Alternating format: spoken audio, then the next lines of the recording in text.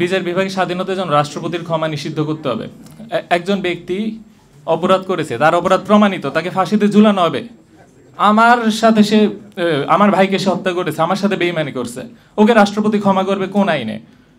এই আইনই হচ্ছে কি যে প্রহসনের আইন। এটাই অবিচার, এটা বন্ধ করতে হবে। কারণ রাষ্ট্রপতিকে নিয়োগ দেয় প্রধানমন্ত্রী, এবং প্রধানমন্ত্রী হচ্ছে দলীয় ব্যক্তিত্ব। তো দলীয় ব্যক্তিত্ব যখন নেতৃত্ব নিয়োগ দিবে, সে দলীয় লোককে ছেড়ে দিবে। তো এইটাই তো হচ্ছে কি যে ফ্যাসিজমে জুলুমের একটা হাতিয়ার। আচ্ছা, দ্বিতীয়ত, পুলিশের মধ্যে আমরা দেখেছি অতীতে যারা সবচেয়ে বেশি খুন খারাপি মানুষকে নিয়ে টর্চার এবং করে স্বীকারোক্তি করেছে, তাদেরকে আরও ব্যাচ দেওয়া হয়েছে যে ওকে তুমি 10 জনকে ধরতে পারছো, 20 জনকে ধরতে পারছো, জেলে ভরতে পারছো, তোমাকে আমি ব্যাচ দিলাম, তুমি আমার কাছের লোক। সেই জন্য পুলিশের মধ্যে অনেকে কী করলো, কাছের লোক হওয়ার জন্য এদেরকে নিয়ে টর্চার করলো, টর্চার করে বললো স্বীকার কর তুই এটা করছিস। তারপরে যখন স্বীকার করে তারপরে জেলে পুরে দেয়, এবং সেইভাবে কি সে আরও বেশি উপরের দিকে উঠতে থাকে। তার মানে সবচেয়ে অপরাধীরাই সবচেয়ে উপরে উঠে যায়। তো এই সিস্টেমটা বন্ধ করতে হবে। তা না হলে আসলে যেই সরকারি আসুক না কেন, পুলিশ একই কাজ করবে। আমরা দেখছি যে পুলিশের মধ্যে যারা ওসি থেকে শুরু করে নিজের পর্যায়ে যারা গুলি ছড়েছে, এদের এই পর্যন্ত কাউকে চাকরিচ্যুতই করা হয় নাই, যেখানে দেশে লক্ষ লক্ষ বেকার। সেটা একটা সমস্যা। আচ্ছা, তারপরে আমাদের যেই গোয়েন্দা সংস্থাগুলা, ডিজিএফআই, তারপরে হচ্ছে এসবি, এনএসআই, এরা যে কী করছে, এদের উপর কারো কোনো ধরনের ট্রান্সপারেন্সি নাই, নজরদারি নাই, সেই জন্য এরা স্বেচ্ছাচারী হয়ে যায়। আমরা ইন্টারভিউতে দেখেছি ডিজিএফআই লোক তার নিজের শত্রুকে ইচ্ছা মতন কোপায়, ইচ্ছা মতন খুন খারাপি করে, এবং তারপরে বলে কি যে আমাদের উপর তো প্রধানমন্ত্রী ছাড়া কেউ নেই, আমাদের কোনো বিচার হবে না। তো এদের উপর ট্রান্সপারেন্সি, বিচারের আওতা আনতে হবে। আরেকটা অত্যন্ত গুরুত্বপূর্ণ, সামরিক বাহিনীর যে ট্রেনিংটা দেওয়া হয়, সেটা দেওয়া হয় হচ্ছে কি যে বিরোধী সামরিক বাহিনীর সাথে। একটা সেনা যখন বিদেশি সেনাবাদে বিদেশি সিভিলিয়ানের উপর অ্যাটাক করে, সেইটাই যুদ্ধাপরাধ হয়ে যায়। সেই ক্ষেত্রে সেনাবাহিনীর লোকদেরকে র্যাবে এনে আমাদের দেশের মানুষের দমন করার জন্য ব্যবহার করা হচ্ছে, সেইটা তো একটা মানে সুস্পষ্ট একটা লঙ্ঘন। তার ট্রেনিংটা হচ্ছে বিদেশি সেনাবাহিনীর বিরুদ্ধে, তাকে আমাদের দেশের জনগণের মাঝে ছেড়ে দেওয়া হলো এবং বললো কি যে তোমরা এটা দমন করো। তো এই সিস্টেমটা কিন্তু প্রথমেই প্রবলেমেটিক।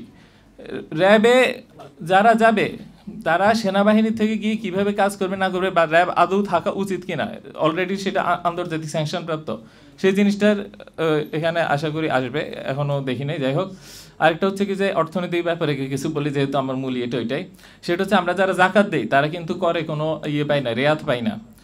দেখা গেল যে জাকাতও দিতে হচ্ছে, করও দিতে হচ্ছে, কিন্তু জাকাত যখন দেয় ওইটা কিন্তু ট্যাক্স অফিসে দেখায় রেয়াত দেওয়া হয় না, যে ওকে তুমি যেহেতু 10 লাখ টাকা জাকাত দিছ, আমি 10 লাখ টাকা ট্যাক্স কেটে দিব। আমরা তো চাই যে ইসলামী অর্থব্যবস্থার সামনে আসুক, তো ইসলামে তো এইভাবে কর নেয় না, ইসলামে হয়েছে জাকাত নেয়।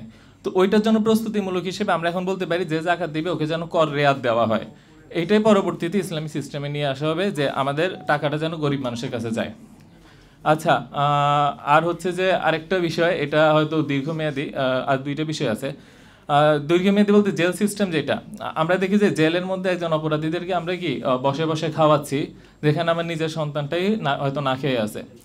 তো এই যে অপরাধীদেরকে পালা পোষার যে সিস্টেমটা, আমাদের থেকে টাকা নিয়ে, একটা ভালো মানুষের থেকে টাকা নিয়ে একটা অপরাধীকে পুষতেছি, এই সিস্টেমটার মধ্যেই একটা গলদ আছে। এবং দেখা গেল আমেরিকার কিছু অঙ্গরাজ্যে স্কুলের পিছে যত খরচ হয় তার চেয়ে বেশি খরচ হয় জেলের পিছে। মানে একটা জাতিকে শিক্ষিত করতে যেই খরচ, তার চেয়ে বেশি খরচ করছি আমরা অপরাধীদেরকে পালতে পুষতে। ইসলামে কিন্তু এই সিস্টেম নেই। ইসলামে অপরাধ হয়েছে গরমে গরমে শাস্তি, চুরি করছো প্রমাণিত হয়েছে হাত কেটে শেষ, ছেড়ে দিলাম।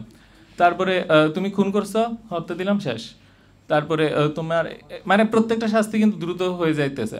সেখানে আমাদের বর্তমান যে সিস্টেম, এটা তো প্রথমে তো একটা সমস্যাজনক সিস্টেম। এখানে দেখা যায় কি যে জেলের মধ্যে দিয়ে আমরা আমাদের দেশের ভালো মানুষের টাকা দিয়ে অপরাধী পুষতেছি, যেখানে মানুষ নিজেই আছে বিপদে, নিজেই আছে অর্থনৈতিক সমস্যায়। সর্বশেষ পয়েন্ট, এইখানে খুব ভালো লাগলো একটা জিনিস, যে ভারত থেকে যে সাংস্কৃতিক আগ্রাসন এবং আমরা যে নদী থেকে শুরু করে সব চুক্তির ইস্যুগুলো আসছে, আলহামদুলিল্লাহ। তো একটা জিনিস বুঝতে হবে, আমার চোখে দেখা ক্যাম্পাসে আন্দোলন করা সবচেয়ে কট্টর ভারত বিরোধী দুইটা ছেলে ছিল, আসিফ আর নাহিদ, কেমন? এবং ক্যাম্পাসে ভারত বিরোধী যত প্রোগ্রাম আছে এরা সবগুলো করতো, সবগুলো অ্যাটেন্ড করতো। কিন্তু এরা যখন ক্ষমতায় গেল তখন কিন্তু দেখা গেল যে আর ওইভাবে বলতে পারছে না বা কাজ করতে পারছে না। কেন? কারণ আমাদের কোনো প্রযুক্তি নেই। আমাদের যে সামরিক যে কারখানা, সেখানে মাত্র 2 ধরনের রাইফেল এবং গুলি এবং শুধু গ্রেনেড তৈরি হয়। বাকি সমস্ত অস্ত্র, রেলের ইঞ্জিন, এই আমরা যে রাস্তায় গাড়ি দেখি, ট্রাক দেখি, সব ভারত থেকে আসে। এখন আমরা চাইলেও কি দেখা গেল যে এই জায়গাটা একটু দুর্বল হয়ে থাকি।